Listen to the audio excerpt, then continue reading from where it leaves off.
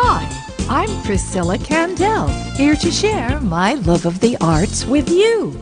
For years, I've taught piano, sung at theme parks and special events, composed music for children, and produced and performed in live shows, television, and films. On this show, I'll be sharing various artists and types of art. Welcome to The Arts and You. Welcome to the Arts and You's Arts and Crafts Corner. Recycling is an important necessity in today's world.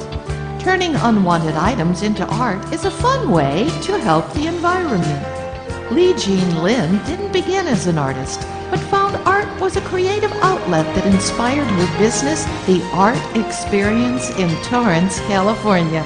Here she creates projects for all ages, and especially for schools and children. Her philosophy is that anyone can make art. Today she'll demonstrate a recycled technique you can do at home for an elegant wall piece. Let's meet Lee Jean Lin. Welcome to our show, Lee Jean. I can't wait to see what you're going to have us recycle today. This is a relief sculpture that I'm going to show you today. To create a sculpture in relief is to give the impression that the sculpted material has been raised above the background. Those are the examples my students created in the past. You can make your own as simple or complex as you want. What kind of tile do you use for this project? Usually I get recycled tiles from the construction site or from somebody who just remodeled the house. Now we are going to use the tile as a template, and you are going to draw a square.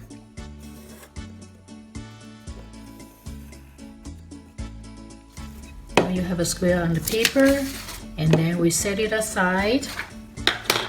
I'm going to paint the tile using the sponge.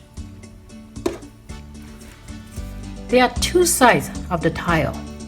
One is the smooth side and the other side is the rough side, the unglazed side. Make sure that you use the unglazed side because the smooth side will not work. The clay will not stick. So you use the sponge and start wiping the black paint on the tile. Make sure that you cover the side too, the edge. Should we use? We use a regular craft acrylic paint, black and gold. Where can we find these products? You can find all those supplies from a typical art supply store like Michael and Joanne. Okay, now I have finished painting the tile and I have all the edges painted. Make sure that the edges are painted. So at this point, I'm going to put the sponge in the water because I'm going to wash it and use it again later. Now this is the time to design the sculpture on your tile. For example, I'm going to do something real simple. It's like a spiral. And you can do whatever you want. But make sure that you don't put too much detail in there because we'll get the detail in later. And we have some clay. When you get a clay, it's kind of stiff. So you want to keep kneading it until it's soft because the temperature on your hand will make it softer. Is there a special kind of clay we should use? I usually use Crayola Model Magic. Any other kind of synthetic clay will work. They are very easy to use. You can stretch it, you can shape it. The type of clay that you want to avoid is the natural earth clay because they dry into powdery clay and it's very difficult to stick to the tile. So I'm going to put the design directly the paper. This clay is very interesting. You can pour it to make it thinner. You can use scissors to cut it.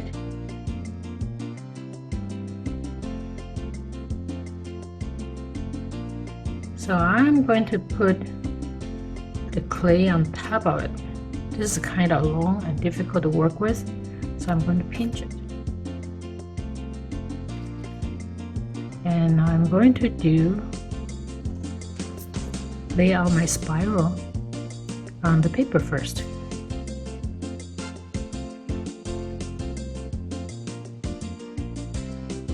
It's not long enough, just get another one.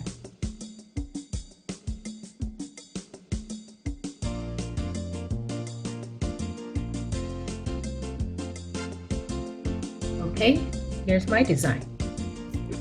The next step is to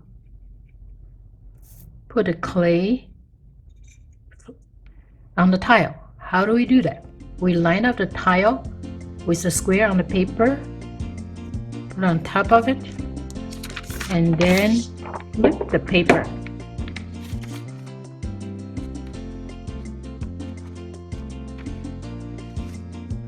So here is my design.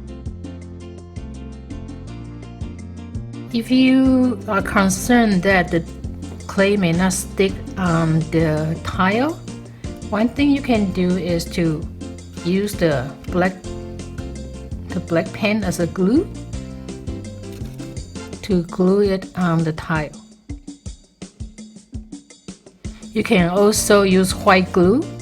Remember, dot dot dot, not a lot. If you have too much glue, it's going to ooze out of the clay and it's kind of messy.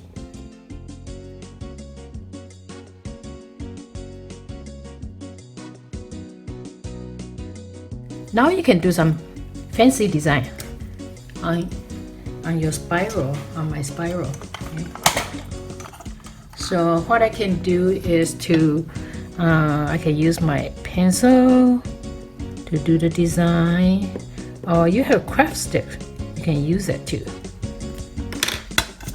And I have do dots.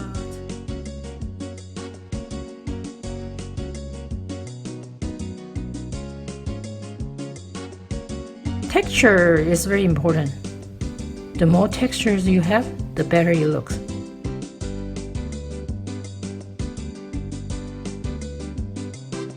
You can also use a pencil to create bigger holes.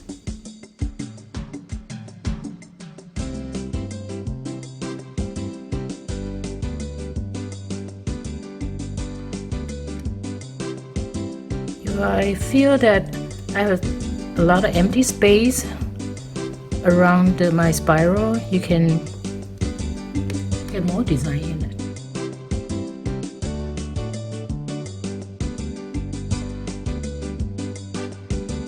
This way you can keep the space balanced.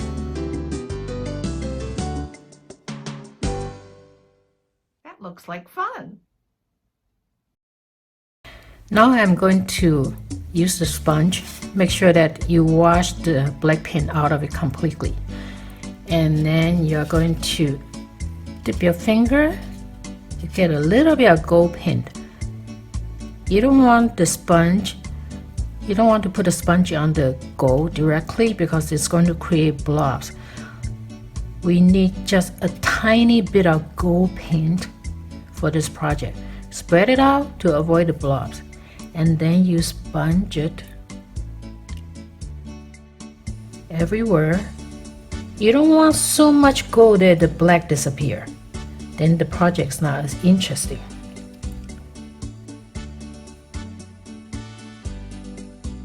I'm going to put some gold on the dots, and you just want to highlight your design. And now you are going to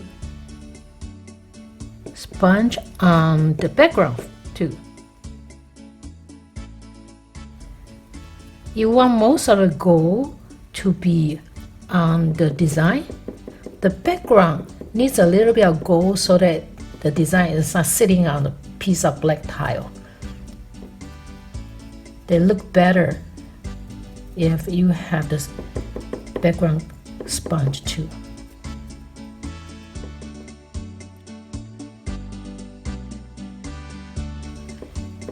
If you accidentally put in too much gold, you don't want to sponge black on it right away. It's going to turn very muddy. Your best option is to dry the whole thing, let it dry, and then paint it black, start again, and then sponge it with gold. Never mix black with gold.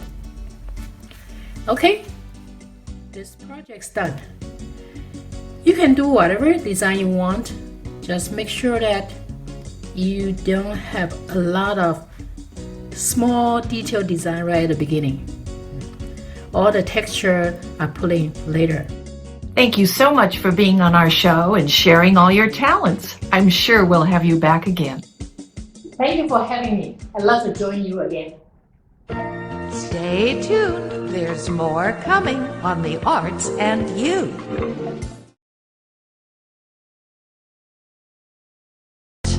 Welcome to The Arts and You. Radio shows have been around over a century when people sat listening to their favorite comedy shows, news of the world, and great musical entertainment.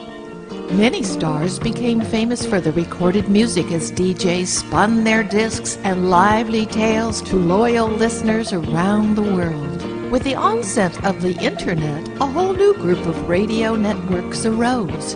Not too many know about how or what goes on behind the scenes of these special networks. I've invited Frank Arriaga from WBM Network in Texas to tell us more about it. He runs his shows combining news, sports, and entertainment, as in the 50s and 60s, only using modern-day technology.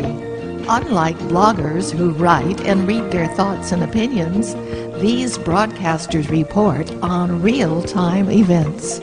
Let's meet Frank Arriaga. Hi, Frank. Welcome to my show. Hi, Priscilla. Tell us why you chose to use internet broadcasting instead of using the airwaves. I started my network on the internet because, as opposed to traditional transistor radio, starting online internet is substantially less. I mean, to start a radio station, the traditional way, transistor radio, the big airwaves, you're looking at anywhere from $100,000 to $300,000. You got to buy the tower, you got to buy the license, you got to buy you got to get a lot of permits. You've got to, it's a hassle. Now, it's been done, and certainly it can be done, and you need to know how much you're willing to spend.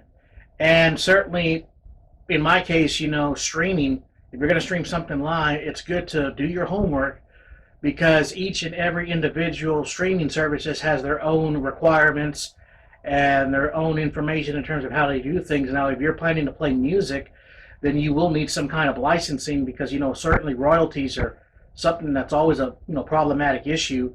But other than that, the only requirements that you'll need, unless you're going to play music, is know your do's and don'ts, and certainly it helps to have a background in radio, television broadcasting.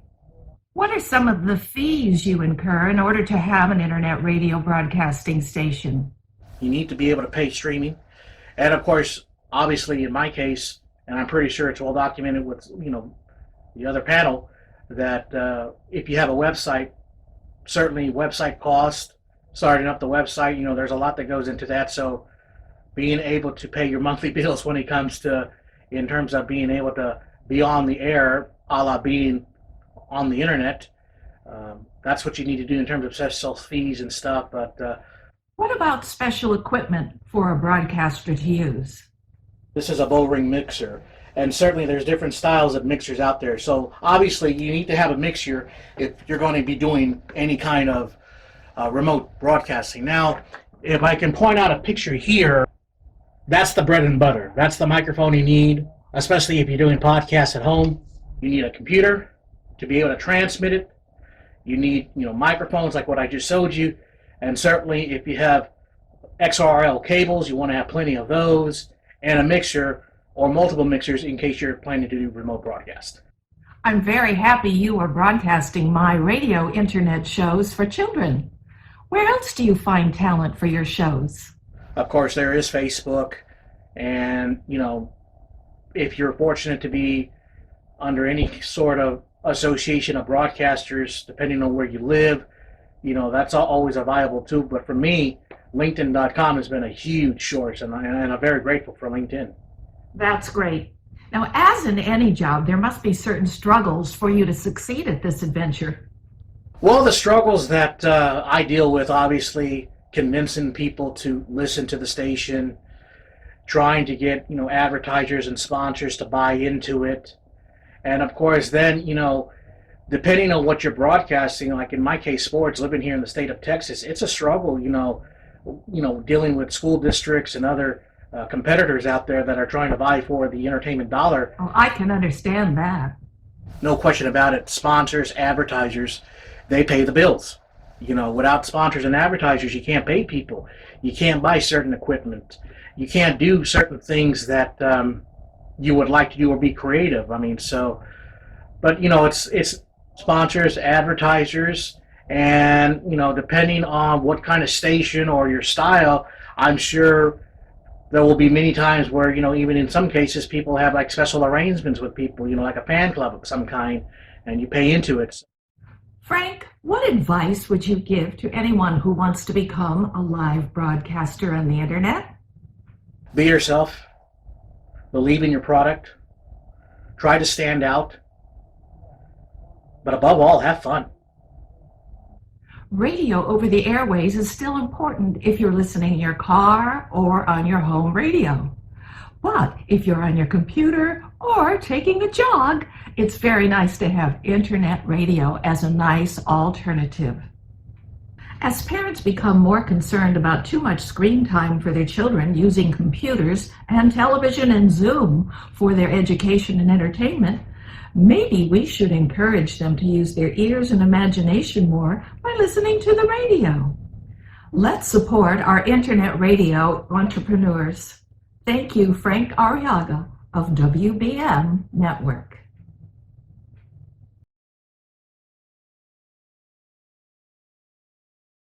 As a performer and teacher, I'm always studying and appreciating raw talent and high achievers. Not all talent is on TV or on the big stages. Many talented people just never got that big break. Sometimes they're in your own neighborhood, looking like an ordinary anybody. Our next talent recently caught my eye, and I hope you are as happy to discover him as I am. Let's meet Brian Bittker, playing in the comfort of his own home. It had to be you. It had to be you. I wandered around and finally found out somebody who make me be true. You make me be blue and even be glad just to be sad. Thinking of you. It had to be you.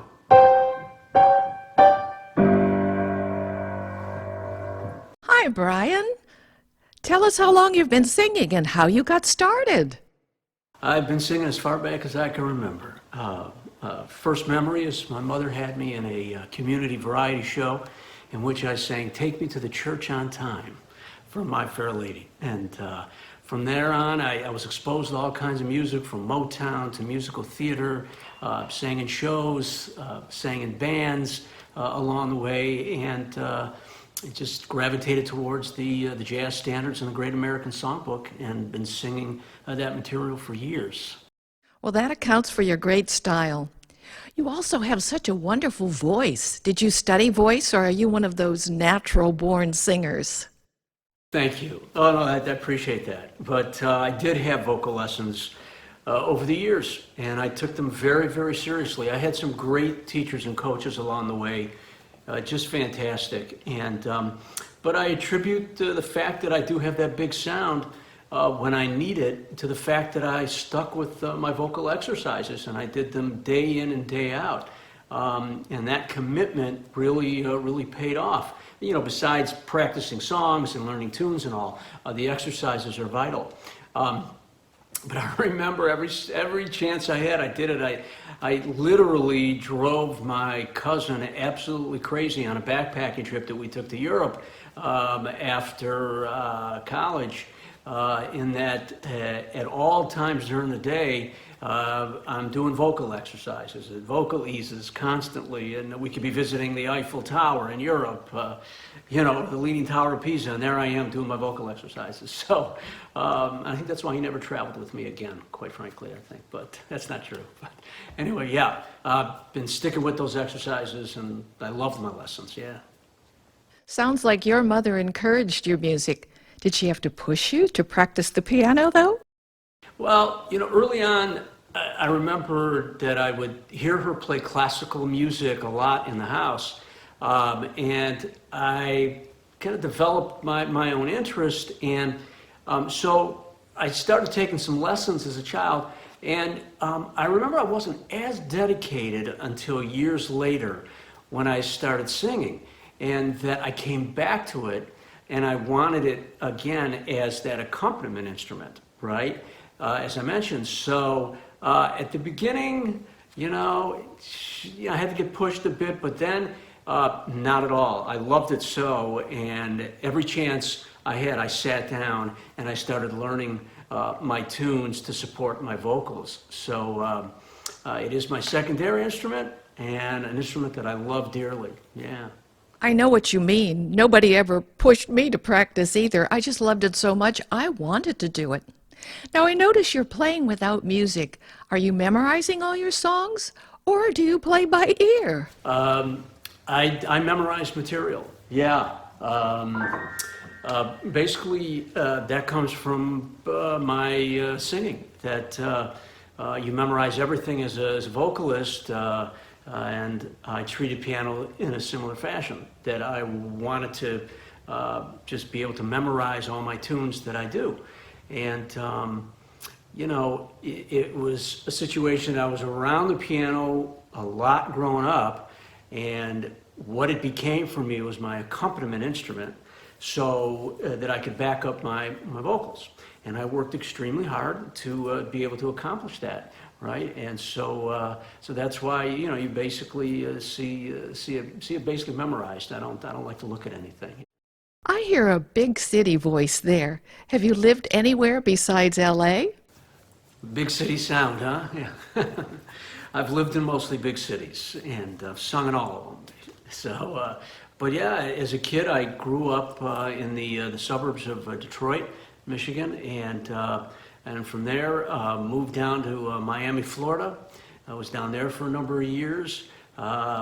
Lived in Denver, Colorado, and after Denver, basically came back to Miami for a bit, then came out to Los Angeles for many years, and then moved east for a while. I lived in New York City and in a couple other towns in the tri-state area, in Jersey and Connecticut, and back here in Los Angeles. So here's where I am now, and I just love being back here. That's a lot of moving around. Tell us where some of the venues are that you've performed at. I have been extremely lucky over the years to have played from coast to coast, you know, from here in Los Angeles all the way out to New York, you know, places in between. And covering the material that I cover, I get to play the casual circuit. And those are a lot of private parties with the bands and orchestras that I play with. And that gets you to play private homes, to main ballrooms, to large theaters, you know, you name it, small clubs, everything you can think of. And I love them all. I love all the venues. And, you know, these bands and orchestras out here in Los Angeles over the years, I've had the great fortune to have worked at some of these great hotels, like the Beverly Wilshire and the Beverly Hilton and the Century Plaza and Casa del Mar and Westin Bonaventure, Intercontinental, so many. And it has been a thrill, really, to be able to play all these places with the various musicians that I've had the honor to play with. What were some of those bands you performed with? You know, it started off with the smaller combos and things, singing pop and rock. And never forget my band in college, County Line Rock Band. And we were just covering all the pop and rock tunes of the day. And then after that, I found my way into these jazz bands and these jazz orchestras as that became the music I wanted to perform. And I have performed in everything from a duo with just two of us, me singing with another instrumentalist or playing some piano and singing with another instrumentalist, to a 40-piece concert band a few years ago. So yeah, there was a bunch of bands along the way, and I loved each and every one of them. And that has become my favorite thing to do. And I mean, remember, I've tasted doing musical theater and variety shows and everything, but the band singing with the great musicians that I've had the opportunity to play with, that has been a great love. Yes, having performed in many of those same places, you never knew if the audiences were going to be eating, drinking, talking, or fully involved in your show. What were some of the challenges you found when you were performing? I can remember those early showcases that you never knew what kind of audience you were going to get and what their expectations were. I mean, some were really good, but there were times when you kind of detected that it was like, you know, they came to hear something maybe a little bit different than what you're doing or something like that. So, you know, it created, I think, some, anxiety, I think, a little bit before you get out there to perform, saying, oh, they're going to like what you're going to do. So I think in that regard, that was the toughest part for me. Well, every situation brings experience and confidence. What would you say is your most memorable experience performing? I love them all. They're all memorable as far as I'm concerned. But I would say there was one some years ago, Priscilla, that I was able to get involved in a musical variety show called Prohibition Swing. And it was on the music of the 20s and 30s. And it was done here locally in the Los Feliz area. It started there in a great room that's no longer here, I don't think. It was called the New York Company Bar and Grill. And the show was so successful that we were able to open for other acts. We opened for Jan Murray, the comic, the great comic from years ago, Anna Maria Alberghetti, the amazing vocalist, the impressionist Danny Gantz, who was absolutely incredible and left us way too soon. We were able to do those shows, and it was really something. But the musical director of that show was so tapped in, he was able to get me into a gig in Indian Wells, down at Indian Wells Country Club in Palm Springs, where I was singing with a few other singers, and we were doing a Christmas show, a benefit there. And lo and behold, who was hosting it? Bob Hope. And I was able to not only sing with Bob Hope there and these other singers, but I was able to get to meet him and talk to him a bit. So I would say, Priscilla, that was extremely memorable. Yes, those were the days. I remember my groups got booked into those fantastic shows with a lot of celebrities. Then the company started to cut their entertainment budgets, and DJs were replacing live musicians. You must be feeling it even harder now. Yeah, it's these are tough times, no doubt. It's a tough climate out there. And let me say at the outset, my heart goes out to everybody impacted by coronavirus, and I'm thinking about everybody during this time. And I want to give a special call out to those first responders out there on the front line. And thank you for everything that you do. You are incredible people, and we all appreciate what it is that you're doing. But for musicians, it is a tough time. I think it will continue to be for a bit. We need to do things virtually like we're doing now, and post things to social media and the like. and do that as much as we can. And I think that the live performances will open back up. They always do after tough periods of time. Like I said, we've been there before. We just have to stay at it, and we got to hit the pavement, and we got to get those gigs. We got to think outside the box, do things maybe a little bit differently. Think about those gigs that are in bigger areas, maybe more outdoor venues and things like that. But we're going to come back, and things will be fine. Well, most entertainers and people away from their regular jobs are finding new interest. What about you? Well, my wife, Janice, and I love our puppy, Capri. She is the love of our life, and we spend a lot of time with her.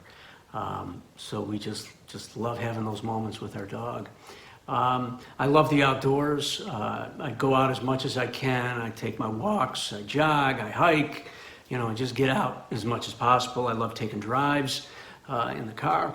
And then overall, the arts, I just love the arts so much. And I go to events and concerts and museums and you name it, anything that has to do with the arts. And I find myself just wanting to always go to those things. And last I'll say is, sports. Love football especially, and hockey. Grew up watching those sports a ton.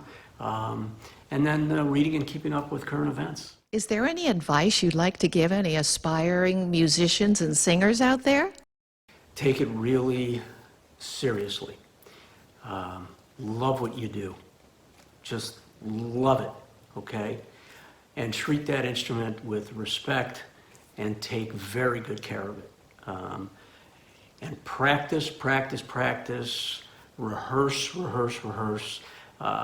There is nothing like rehearsal and getting those tunes down so that they become second nature and you can do them at the drop of a hat. And I wish everybody well. You have so much talent to offer. When group events start picking up, how can people contact you for bookings? Oh, thank you, Priscilla. Thanks so much. Yeah, the best way to contact me would be to go to my website, and that's brianbitkervocalist.com. Again, that's brianbitkervocalist.com. And all my information is up there, all my contact information, so feel free to get in touch with me at any time, and we can discuss your needs. Thank you. Thank you for being my guest, Brian. We're going to close this interview with another sample of Brian Bittker at the piano. Here's a little snippet of an original called When Does It End? When does it end? When will I realize it finally stops hurting so deep down inside? Can't be far away, so I sit here and pray that you're my answer to my lonely, lonely heart.